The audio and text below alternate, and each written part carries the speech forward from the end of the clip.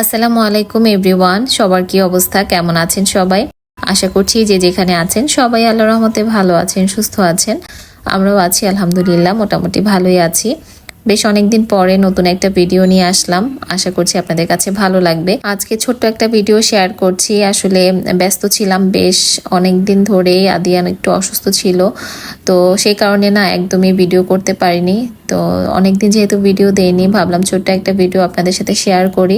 আদিয়ান 2 দিন আগে রাতের বেলা আর কি খাবারের পরে একবার বমি করে, তো ওই সময়টাতে আসলে বমি করার পরে খুব একটা বেশি গুরুত্ব দেয়নি। বাচ্চার অনেক সময় বেশি খেয়ে ফেললে ওইটা বমি করে ফেলে দেয় অনেক সময়, তো এই জন্য কিন্তু খুব একটা বেশি আর কি পাত্তা দেয়নি। তো তারপর ও রাতে 1 মগ, মানে 1 মগ বলতে 1 কাপের মতো দুধ খায়, গরুর দুধটা দেই রাতের বেলা। তো পরে ও 1 কাপ দুধ খেয়ে ঘুমিয়ে পড়ছে। পরে রাত 1টার দিকে আর কি ও এমন ভাবে বমি শুরু হয় ওর, মানে পুরা বিছানা, তারপর জামা কাপড়, ও সব কিছু আর কি যে দুধটা খেয়েছিল তা আর কি সব ফেলে, একদম সব কিছু নষ্ট করে ফেলে। তো পরে রাতে ওকে পরিষ্কার করে বিছানা চাদর টাদর পরিষ্কার করে আবার ঘুম পাড়াই। তো এতে প্রায় 1টা 2টার মতো বেজে যায়। তো তারপর আবারও সে এরকম আধা ঘন্টা পরে আবারও উঠে তার বমি। তো তখন তো আর পেটের ভিতরে কিছু নেই, কিছু বেরও হয় নাই, শুধু মানে বমির একটা ভাব হতে থাকে আর কি, সারা রাত এরকম করেই মানে যায়। তো পরে আর কি আমি খুবই ভয় পেয়ে গেছি, আর ওর বাবাও বাসায় ছিল না। আমি পরে সকালবেলা উঠে ডাক্তারের সিরিয়াল দিলাম, ওকে যে ডাক্তারটা দেখাই 13 নম্বর সেক্টরে আর কি, ওইটা আপনার ল্যাবেডে আর কি বসে উনি সকালবেলাতে। তো ওখানে নিয়ে যাই, তো পরে ডাক্তার বললো যে প্রচুর আর কি গ্যাস জমেছে পেটে। তো পরে গ্যাসের ওষুধ দেয়। তারপর আর কি 2 দিন মোটামুটি ভালোই, ও মানে খাবারের প্রতি এত বেশি ওর অরুচি চলে এসেছে, কোনো কিছু খেতে চায় না। আর ওর মধ্যে একটা ভয়ও ঢুকে গেছে, ও মনে করছে যে খাবার খেলে ওর বমি হবে, এই জন্য ওর খাবারও খেতে চাচ্ছে না। এই হলো অবস্থা আর কি। তো বাচ্চার অসুস্থ থাকলে দেখবেন একটু খিটখিটে মেজাজের হয়ে যায়, তখন মায়ের কাছে কাছে থাকবে, মানে সারাক্ষণই আর কি মায়ের পিছনে পিছনে থাকবে, খুব বেশি আর কি বিরক্ত করে। তো এখন আলহামদুলিল্লাহ ভালো আছে, সবাই দোয়া করবেন। আসলে বাচ্চা কাচ্চা অসুস্থ থাকলে মায়ের যে কি অবস্থা হয় সেটা তো আপনারা যারা মায়েরা আছেন তারা ভালোই বুঝতে পারবেন। তো এই জন্য আসলে ওরকম মন মানসিকতা ভালো ছিল না, ভিডিও করা হয়নি, আর ওভাবে করে কোনো কাজকর্ম করতে পারিনি। খালারা যতটুকু করে গিয়েছে, রান্না বান্না করা দরকার রান্না বান্না করেছি, খাওয়া তো দরকার আছে তাই না, আমাদের নিজেদেরও তো খেতে হবে। আর বাচ্চাদের তো পরীক্ষা শেষ, ওরা বাসায় বসে যে কি পরিমাণ প্যারা দিচ্ছে, একে তো বাচ্চাদের প্যারা, আদিয়ান অসুস্থ সেই একটা যন্ত্রণা, সব কিছু মিলিয়ে আর কি একদমই ভালো লাগছিল না। তো সেই কারণে আর ভিডিও দেওয়া হয়নি। আর এই ভিডিওটা আমি আদিয়ান অসুস্থ হওয়ার 2 দিন আগে করে রেখেছিলাম। তো এই তো সকালবেলা উঠে রান্নাঘরটা ক্লিন করে নিলাম। রান্নাঘরটা আসলে আমি যখনই ঘুম থেকে উঠি পরিষ্কার থাকলেও একবার সব চুলার পাড়টার সব কিছু আমি আর কি ভালো মতো মুছিয়ে নিই, তা না হলে আমার রান্না করতে বা কাজ করতে একটু আনইজি ফিল হয়। আমি সবসময় এই কাজটা করি। তো রান্নাঘরটা ক্লিন করে আমি রুটি বানানোর জন্য আর কি ময়দার ডোটা করে রাখলাম। তো বাচ্চারা যেহেতু বাসায় আছে, ওরা না একদমই আটা রুটিটা খেতে চায় না, লাল আটা রুটি। তো আব্বু আছে, আব্বুর জন্য লাল আটা করলাম। আব্বু আবার ময়দার পরোটা বা রুটি খেতে চায় না। আর বাচ্চাদের জন্য এই তো ময়দা দিয়ে পরোটা বানাবো, সেটা করে রাখলাম। তারপর বেডরুমগুলো গুছিয়ে নিচ্ছি, আমার বেডরুমটাই গোছাচ্ছি, বাকি তো বাচ্চাদের বেডরুমগুলো এখন ওরা ঘুমিয়ে আছে। আর এখন তো স্কুল বন্ধ, এই জন্য খুব একটা বেশি আর কি ডাকাডাকি করি না, যখন ওদের মন চায় তখন ঘুম থেকে উঠে। তো আমার বেডরুমটা আমি গুছিয়ে নিলাম। আমার এই রুমটাতে এই বেডশিটটা দিয়েছি, এই বেডশিটটা একটু মোটা টাইপের, এই জন্য শীতের সময় এই বেডশিটটা বিছালে আর কি ভালো লাগে। আর এটার সাথে কিন্তু কমফোর্টার কভারটাও আছে। আমি যখন কিনেছিলাম বেডশিটটা তখন কমফোর্টার কভার সহই কিনেছিলাম। তো এরপর এই যে বাচ্চারা উঠে গেছে, আমি এক এক করে নাস্তাটা বানিয়ে নিচ্ছি। পরোটাগুলো বেলে আগে ওদেরকে নাস্তা দিব। পরোটার সাথে খাওয়ার জন্য দুধ চা বানিয়েছি, আর ডিম পোস্ট করবো, আর ভাজি টাজি কিছু করিনি। তো হাজব্যান্ড বাসায় নেই, আমার হাজব্যান্ড বাসায় থাকলে আসলে ওর জন্য ভাজি বা ডাল কোনো একটা কিছু করতে হয়। ও একদম খালি পরোটা চা দিয়ে খেতে পারে না, ওর জন্য ভাজি বা ডাল টাল এগুলো রান্না করতে হয়। তো বাচ্চাদের আর ওসবের প্রয়োজন হয় না, ওরা ডিম দিলে বা চা দিলে ওদের হয়ে যায়। তো চা আসলে বাচ্চাদেরকে দুধ চাটা বেশি না খাওয়ানোই ভালো, আমাদের জন্য দুধ চাটা বেশি একটা ভালো না, তারপরও মাঝে মধ্যে আসলে খাওয়া হয়ে যায়। আদিয়ানকে এখন আর পরোটা দিচ্ছি না, যেহেতু এটা তেলের জিনিস। তো ওকে এখন সকালবেলা একটু খিচুড়ি দিচ্ছি, একদম অল্প তেলে আর অল্প মশলায় আর কি খিচুড়িটা খাওয়াচ্ছি।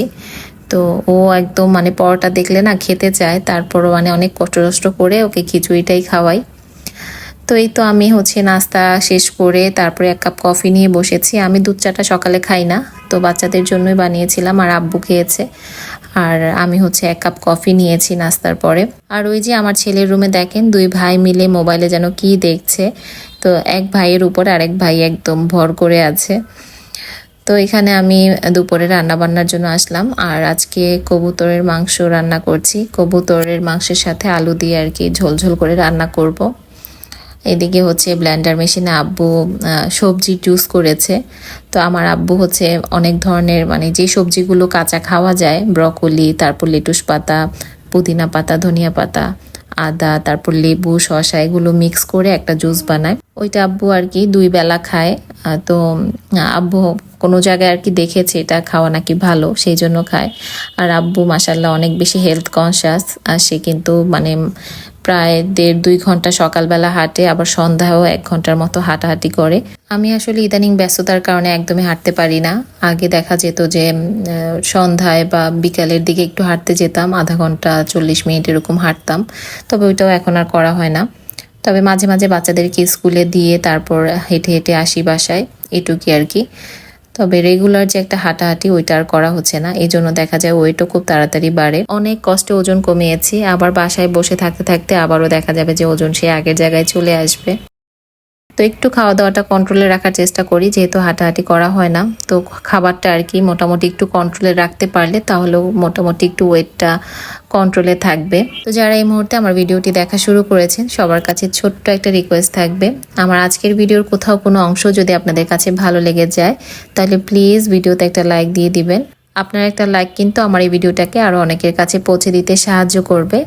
আর যারা এখনও চ্যানেলটিকে সাবস্ক্রাইব করেনি তাদের কাছে রিকোয়েস্ট থাকবে আমার চ্যানেলটিকে সাবস্ক্রাইব করে পাশে থাকবেন আর আমাকে সামনে এগিয়ে নিয়ে যেতে সাহায্য করবেন। এদিকে রান্না বসিয়ে আমি বাচ্চাদের বেডরুমগুলো একটু গুছিয়ে নিচ্ছি। আমার বড় মেয়ে কিন্তু স্কুলে গিয়েছে, ওর হচ্ছে মিড টার্ম পরীক্ষা শেষ। তো পরীক্ষা শেষ হওয়ার পর দিন থেকে ওদের ফাইনাল টার্ম শুরু হয়ে গিয়েছে। তো ওদের স্কুল কিন্তু এখনো বন্ধ দেয়নি, সামনে হয়তো বা দিবে আর কি উইন্টার ভ্যাকেশন। আর আমার তো 2 বাচ্চার পরীক্ষা শেষ, ওদের রেজাল্টও দিয়ে দিয়েছে। তো আমার ছোট মেয়ে আলহামদুলিল্লাহ ভালো রেজাল্ট করেছে, সব কিছুতেই ওর A+ এসেছে। তবে আমার ছেলেকে যেহেতু নতুন আমি ইংলিশ ভার্সনে দিয়েছি, ওর রেজাল্টটা একটু খারাপ হয়েছে। তো তারপর আলহামদুলিল্লাহ ও চেষ্টা করেছে ভালো করার জন্য। তো এবার যতটুকু করেছে সামনে ইনশাল্লাহ আরও ভালো করবে। তো এদিকে দেখেন বাচ্চারা তো বাসায় আছে, কি পরিমাণ দুষ্টামি করছে। সারাদিন তো মোবাইল, ল্যাপটপ, টিভি এগুলোতেই থাকে। তো আমি হচ্ছে মোবাইল, ল্যাপটপ সব কিছু নিয়ে নিয়েছি, কারণ এত বেশি মোবাইল ল্যাপটপে থাকলে আসলে চোখ টোক একদম নষ্ট হয়ে যাবে আর ব্রেনেরও ক্ষতি হয়ে যাবে। এই জন্য বললাম যে তোমরা একটু খেলাধুলা করো। তো এখানে দেখেন সব কাঁথা, তারপর এই যে কমফোর্টার বিছিয়ে এরা বসে বসে টিচার খেলছে। তো আমার বড় ছেলে হচ্ছে টিচার সেজেছে আর 2 জন হচ্ছে স্টুডেন্ট, ওদেরকে পড়াচ্ছে আর কি। তো মাঝে মাঝে আমি আবার একটু উকি দিয়ে দেখি যে কি করে। আদিয়ান যেহেতু ওর সাথে আছে, ওরা তো বুঝবে না, হঠাৎ করে ব্যথা ট্যাথা পেলে আবার কান্নাকাটি করবে, এই জন্য মানে কাজের ফাঁকে ফাঁকে ওদেরকেও দেখতে হয়। তো এদিকে হচ্ছে আমার রান্না বান্না মোটামুটি কমপ্লিট। রুই মাছের মাথা দিয়ে মুড়ি ঘন্ট করছি। তো ওইটা চুলায় বসিয়ে আমি রান্নাঘরটা কিন্তু সম্পূর্ণভাবে ক্লিন করে নিয়েছি। তো রান্নার সাথে সাথে যদি রান্নাঘরটা এভাবে ক্লিন করে ফেলা যায় কাজ অনেকটা কমে যায়।